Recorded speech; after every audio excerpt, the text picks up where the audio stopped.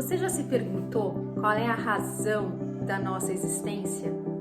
E o significado do termo expansão de consciência? Hoje eu quero compartilhar com vocês a visão do livro A Lei do Uno sobre essas duas questões. Vem comigo? Eu sou a Renata Fernandes e este é o Reconexão Interior.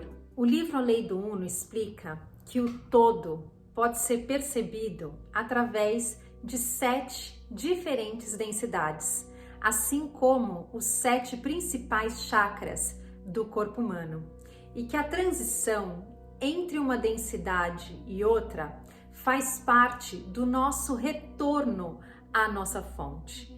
Então, a gente estaria aqui nessa terceira densidade, como parte do nosso processo de conhecer a nós mesmos, de retorno a essa nossa fonte. Antes da gente começar a falar de cada uma delas, é importante que a gente entenda que a gente não está falando de reinos separados, porque a primeira até a 7ª dimensão, elas estão acontecendo todas ao mesmo tempo. E outra coisa legal da gente entender é que não existe uma hierarquia. A 7ª dimensão não é melhor do que a 6ª e assim por diante. São só perspectivas diferentes. Então imagine que você tivesse um objeto nas suas mãos, e que esse objeto representa o todo, o tudo que há.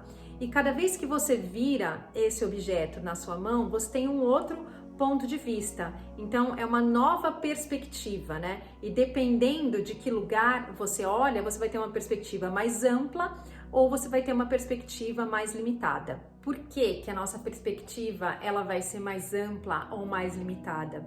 Quando a gente pensa em termos de densidade, quanto mais denso é um objeto, menos luz ele reflete. E a luz, nesse caso, a gente vai interpretar como sabedoria. A gente não consegue conectar a palavra luz à palavra sabedoria, Nos gibis, quando a gente era criança, não tinha aquele desenho de uma lâmpadazinha quando o personagem tinha uma ideia? Então é isso. Então a diferença entre a primeira densidade e a 7ª densidade é a quantidade de luz. E a quantidade de luz ou de sabedoria, ela vai iluminar a nossa trajetória em direção a quem a gente é verdadeiramente, que é só amor incondicional. Então, quanto mais luz existe, mais próximo a gente se torna da nossa real natureza, da nossa realidade íntima e da nossa unidade com tudo que há dentro desse amor incondicional, que é só o que representa a nossa real natureza. O processo evolutivo, ele acontece com tudo ao nosso redor.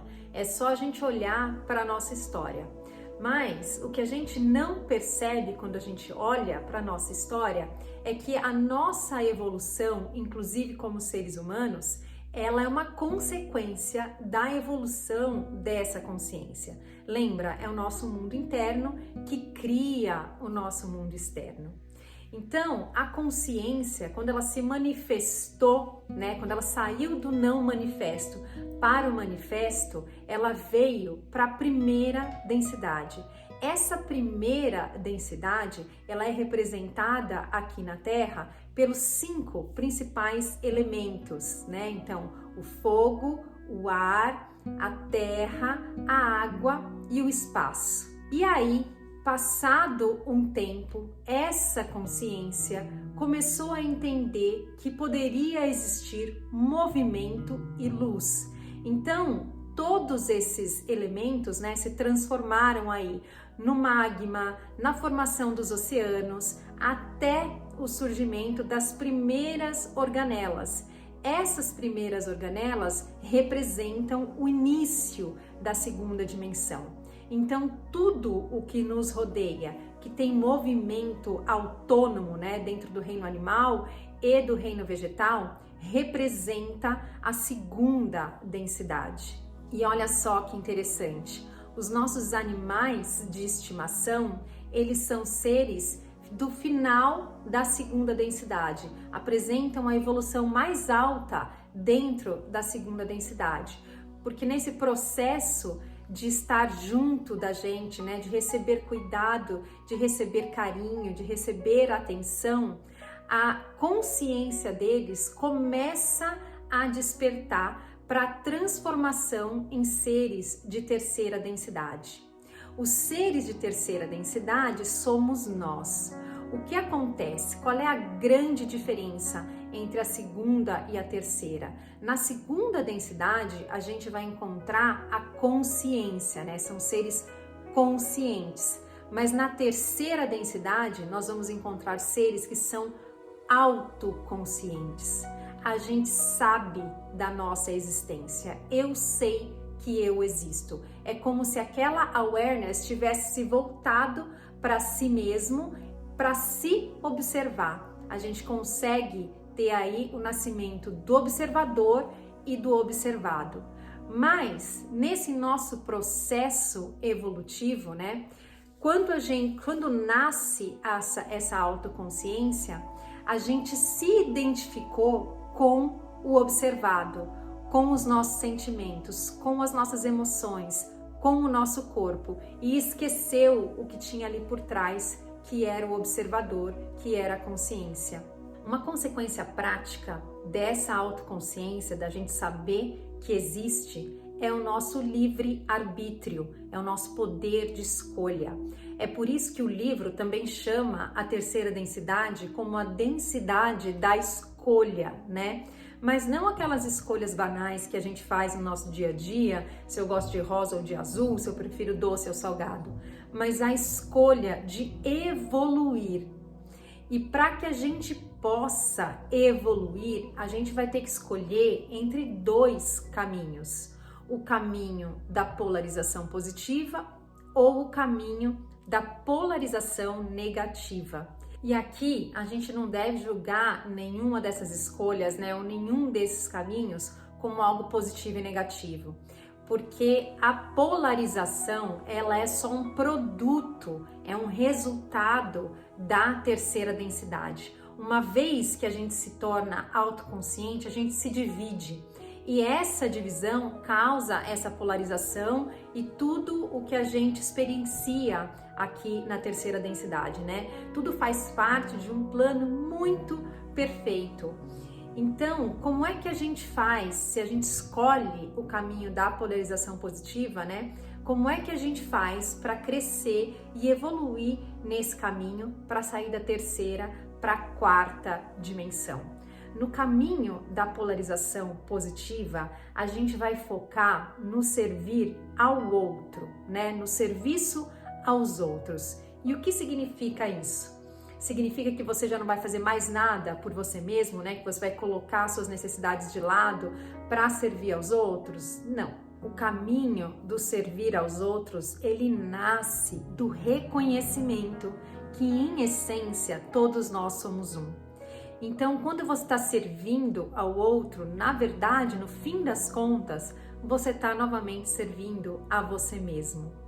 Muitas religiões falam disso de forma diferente, né? Religiões, doutrinas, mestres, mas eu acho que uma regra de ouro importante para a gente entender se a gente está ou não no caminho certo é a gente se lembrar de que a gente não deve fazer aos outros aquilo que a gente não gostaria que fosse feito a nós mesmos. Então, se faça essa pergunta nas diferentes situações da sua vida, né? Quando você estiver num relacionamento, se pergunte: é dessa maneira que eu gostaria de ser tratado? É isso que eu gostaria que outra pessoa fizesse por mim? Se você for muito honesto na sua resposta, você vai perceber se você está num caminho que vai te ajudar a acelerar a expansão da sua consciência e esse retorno à nossa fonte ou não. E o caminho da polarização negativa? No caminho da polarização negativa, a gente segue um servir a nós mesmos. São aquelas pessoas que só estão preocupadas com si mesmas, porque elas ainda estão se vendo como seres separados. Então, tudo aquilo que elas fazem, desde as pequenas ações, das coisas mais bobas, até coisas que a gente julga serem mais importantes, são todas preocupadas em se beneficiar, sempre em benefício próprio. Sabe quando você vai comer um sanduíche e você corta ele em dois e fica um pedaço maior, um pedaço menor, e você pega o pedaço maior para você mesmo?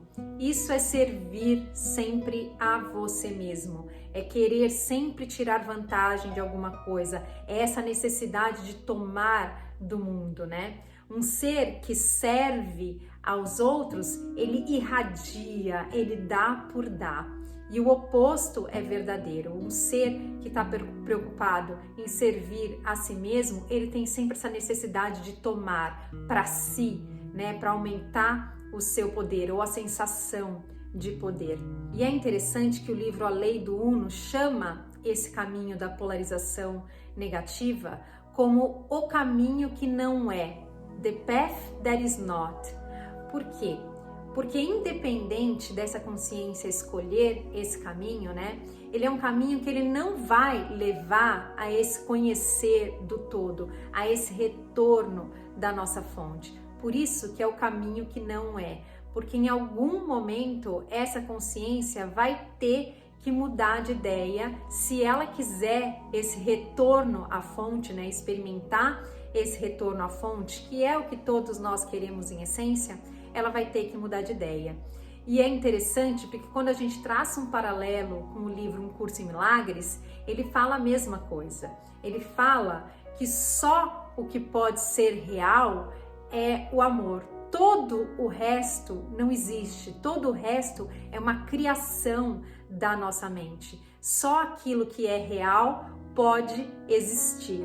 E isso é muito bonito, né? Porque isso nos traz uma segurança que, independente do caminho que a gente escolha, mais cedo ou mais tarde a gente vai entender que a gente tem que mudar de escolha se a gente quiser experimentar verdadeiramente o que é essa união. E essa semente dessa vontade de conhecer ao todo, né, de retornar à nossa origem, é uma semente que está plantada dentro de todos nós. Então, mais cedo ou mais tarde, todos nós vamos tomar essa decisão. E aí cabe a gente decidir se a gente vai prolongar mais o nosso caminho, né? Ou se a gente vai encurtar esse nosso caminho de retorno. Então, se todos, no final das contas, vão ter que escolher pelo caminho da polarização positiva, você pode estar se perguntando por que é que existe, então, esse oposto, né? A polarização negativa, ela existe como um catalisador. Ela funciona pra gente nessa dimensão como um contraste, porque dentro dessa realidade dividida, a nossa consciência só consegue conhecer a si mesma, conhecer a sua real natureza a partir do oposto, a partir do contraste. Sabe quando você vive alguma situação que você consegue transcender e você se sente grato por você não estar vivendo mais naquela realidade? Por exemplo, quando você vem aí de uma sequência de relacionamentos abusivos e de repente você consegue mudar a chavinha aí dentro de você e consegue então experimentar um relacionamento com uma pessoa que é muito amorosa, que presta atenção em você, que cuida, que compartilha, você com certeza vai experimentar essa relação com muito mais gratidão do que se você não tivesse conhecido o seu oposto. Eu não estou dizendo que a gente precisa passar por situações ruins, né, para que a gente possa crescer, para que a gente possa evoluir. A gente teria a opção de olhar para tudo que está ao nosso redor e ser grato. Ser grato pelo teto que está na nossa cabeça, ser grato pela comida que a gente come todos os dias, ser grato por poder caminhar, ser grato por poder respirar, mas não é isso que a gente faz, né? A tendência é que a gente só dê valor a tudo que a gente toma hoje como garantido, né? Como isso aqui, tudo bem, isso aqui já faz parte da minha realidade. A gente só vai conseguir dar valor a essas coisas quando a gente perde ou quando a gente não tem elas, né? Aí a gente quer e aí quando a gente consegue, a gente dá valor. Às vezes até por um período curto de tempo, mas geralmente é assim que acontece. Então é por isso que muitas vezes a gente precisa experimentar o contraste, a gente precisa experimentar o oposto para entender do que é que nós somos feitos, qual é a nossa real natureza. Outra dinâmica que também acontece nesse processo é que a gente tem muita dificuldade de olhar para as nossas próprias sombras. Imagina se você tivesse uma lanterna nas suas mãos, né? Quando você aponta essa lanterna para você, para onde é que vai a sua sombra? A sua sombra fica atrás de você. Então, o que é que a gente faz? A gente pega essa nossa mesma lanterna e aponta para o outro. E aí, quando a gente aponta a lanterna para o outro, a gente consegue ver a projeção dessa sombra. Mas a gente julga, na maioria das vezes, né, que essa sombra pertence ao outro, porque é nele que a gente está vendo a sombra. Mas essa sombra foi projetada pela nossa necessidade de enxergar dentro da gente aquilo que a gente não conseguiu enxergar. Então a gente projeta as nossas sombras no outro para que a gente possa trabalhar essas nossas sombras, para que a gente possa transcender essas nossas sombras, iluminar um pouquinho mais a nossa consciência, ampliar um pouquinho mais a nossa consciência e se apropriar dessa luz que é nossa, né? E assim a gente vai se tornando seres cada vez mais translúcidos, cada vez menos densos, em direção a essa quarta densidade, que é a densidade que representa o nosso chakra cardíaco, que é a densidade que representa esse amor que nos traz de volta a nossa unidade, que nos traz de volta para experimentar a nossa união com o nosso Criador. E daí em diante a gente continua, né, na quinta, na sexta, na sétima, experimentando essa expansão desse amor de diferentes formas. E aí eu não sei te dizer como que é, né? No livro eles tratam um pouco sobre isso até a sexta, porque esse livro ele foi um livro canalizado, né, por uma entidade de sexta dimensão. E aí uma coisa interessante que eles também explicam, né, sobre a sexta dimensão, é que eles falam que o nosso ser espiritual é uma entidade que faz parte da sexta dimensão, o nosso eu superior. E como a gente transita entre uma dimensão e outra através da polarização positiva, o nosso eu superior se polariza positivamente, nos ajudando a transcender as nossas dores, a transcender as nossas sombras, a transcender o nosso passado. Olha só que bacana isso. E é por isso que ele tem condições de observar tudo na nossa vida de um ponto de vista muito mais privilegiado, né? Por isso que a gente tem que sempre entregar todas as nossas dúvidas, todos os nossos desejos, todos os nossos problemas para o nosso ser espiritual e confiar que isso vai ser resolvido. Porque tudo o que ele quer é que a gente consiga se unir a ele, evoluir, transcender da terceira para a quarta dimensão e assim por diante. Eu gostei muito de compartilhar todas essas informações com vocês. Eu tenho lido bastante o livro A Lei do Uno e tem muita coisa interessante. Muito embora a gente tenha que, no fim das contas, prestar atenção, né, colocar o nosso foco em fazer o nosso trabalho onde ele tem que ser feito, que é aqui, né, que é na nossa vida, e colocar isso de fato em prática, tá bom? Se você gostou desse vídeo, lembra de deixar aí o seu curtir. Muito obrigada e até o próximo vídeo. Tchau, tchau!